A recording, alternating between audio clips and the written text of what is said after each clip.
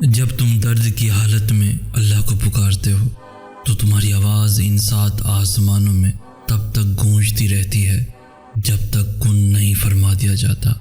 اللہ تو فرماتا ہے تم مجھے پکارو، میں تمہاری پکار کا جواب دوں گا، اور پھر وہ یہ بھی فرماتا ہے یقیناً اللہ کبھی اپنا وعدہ نہیں توڑتا، اور وہ تمہارے مقدر کو بدلنے کی گنجائش تب تک رکھتا ہے جب تک تمہاری دعائیں اس کی چوکھٹ پر بے بسی سے کھڑی رہتی ہیں۔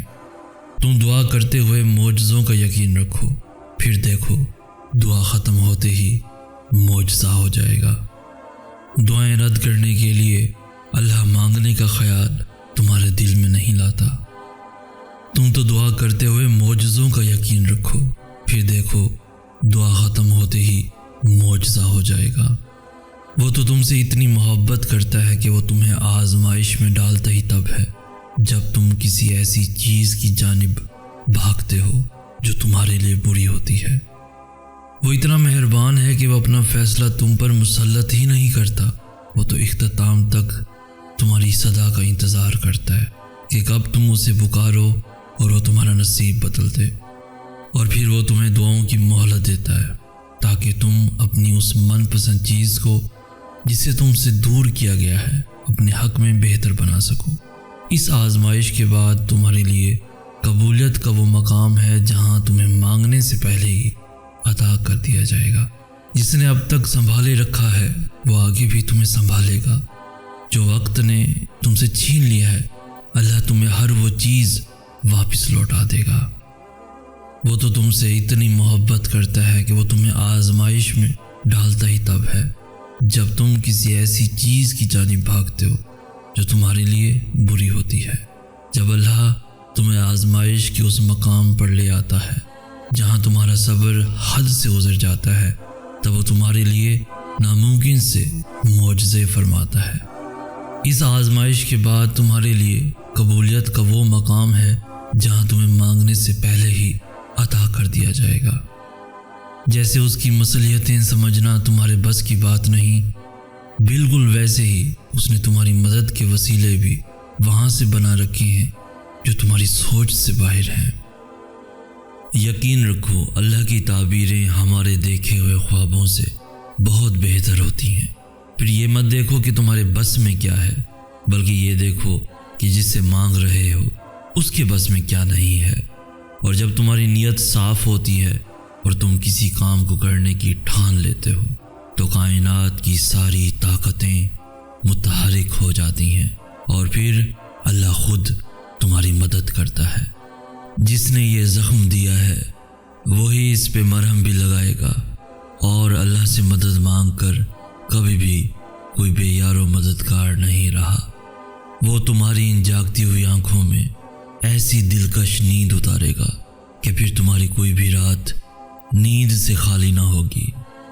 وہ جانتا ہے کہ تم تک تمہاری پسند کو پہنچانا کب بہتر ہے۔ جو تمہیں دیری لگ رہی ہے وہ اصل میں تمہاری جلد بازی ہوتی ہے۔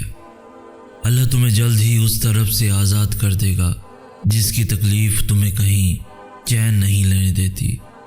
اللہ تمہیں اس سے بھر کر عطا کرے گا جو تم چاہتے ہو، اسی کو تمہارے حق میں بہتر بنا دے گا جو تم مانگتے ہو۔ صبر مشکل ہے، بہت مشکل ہے، لیکن اس کا صلہ بے حد خوبصورت ہے۔ ابھی نہ صحیح مگر تمہاری دعاؤں کا جواب جب بھی آئے گا کن سے خالی نہیں آئے گا۔ وہ اگر درد ایسا دیتا ہے کہ ساری رات آنکھ نہ لگ سکے تو وہ سویرا بھی پھر ایسا دیتا ہے جو ان آنکھوں کو ٹھنڈا کر دے۔ تم اس کے لیے نیند ترک کر کے آؤ تو کیسے ممکن ہے کہ وہ تمہاری دعاؤں کو رد کر دے؟ اگر اس نے تمہیں اپنے لیے منتخب کر لیا ہے تو جان رکھو کہ اس نے تمہاری رضا کو اپنی رضا کے لیے چن لیا ہے۔ تو پھر تم اس کی جانب واپس لوٹ جاؤ، وہ تمہاری جانب ہر چیز واپس لے آئے گا۔ وہ جو چاند کو روشنی سے بھر کر آسمان کو ستاروں سے سجا دیتا ہے وہ تمہیں بھی ایسے سکون سے بھر دے گا کہ پھر کوئی درد تمہیں نہ ستا سکے گا۔ جو تمہاری فریاد کو تمہاری زبان تک لا سکتا ہے وہ اس فریاد کو تمہارا مقدر بھی بنا سکتا ہے۔ جو تہجد کا سجدہ قضا نہیں کرتا اللہ بھی پھر اس کی محبت کو قضا نہیں ہونے دیتا۔ جس نے تمہیں مانگنے کی ترکیبیں سکھائی ہیں وہ دینے میں بھی خوب مہارت رکھتا ہے۔ زخم کوئی بھی عمر بھر نہیں ستاتا، اللہ کوئی نہ کوئی مرہم کا ذریعہ بھیج ہی دیتا ہے۔ میں یہ تو نہیں جانتا کہ کب پوری ہوں گی، مگر میں اتنا ضرور جانتا ہوں کہ دعائیں رد کبھی نہیں ہوتی۔ سنا ہے یقین رکھتے ہو، کیسا یقین کہ جو چاہیے تھا وہ اسی وقت نہ ملا تو مانگنا ہی چھوڑ دیا، یا پھر ایسا یقین کہ یہ کہہ دیا کہ دعاؤں سے کچھ حاصل نہیں ہوتا۔ یقین یہ تھوڑی ہے کہ جب مانگا ہے تب ہی ملے، یقین تو یہ ہے کہ دعاؤں کا سلسلہ یہ سوچ کر جاری رکھا جائے کہ جب اللہ چاہے گا تب ملے گا، پھر دیکھنا سب ملے گا اور ضرور ملے گا۔ تہجد کا آغاز انسان سے تو ہو سکتا ہے مگر اختتام صرف اللہ ہے۔ دل میں اٹھتی ہوئی مسلسل تکلیف جب رات بھر جگائے رکھتی ہے تو روح کی بے چینی اللہ کے روبرو لا کر کھڑا کر دیتی ہے۔ پھر کچھ درد سنایا جاتا ہے اور دعا کے لیے بے جان ہاتھوں کو اٹھایا جاتا ہے۔ جب سارا غبار باہر نکل آتا ہے تو سکون کی عجیب سی کیفیت طاری ہو جاتی ہے، جیسے سارے دکھ کسی نے اپنے اندر جذب کر کے روح کو آزاد کر دیا ہو۔ اللہ سے کی گئی وہ ایک ملاقات، وہ ایک گفتگو ساری الجھنیں سلجھا دیتی ہیں۔ پھر مجازی دکھ نہیں بلکہ حقیقی محبت سونے نہیں دیتی، پھر رات کی نیند اچھی نہیں لگتی، پھر بس اللہ سے ملنے کی طلب رہتی ہے، پھر دنیا کی خواہشیں ختم ہو جاتی ہیں اور عرش والے کی لت لگ جاتی ہے۔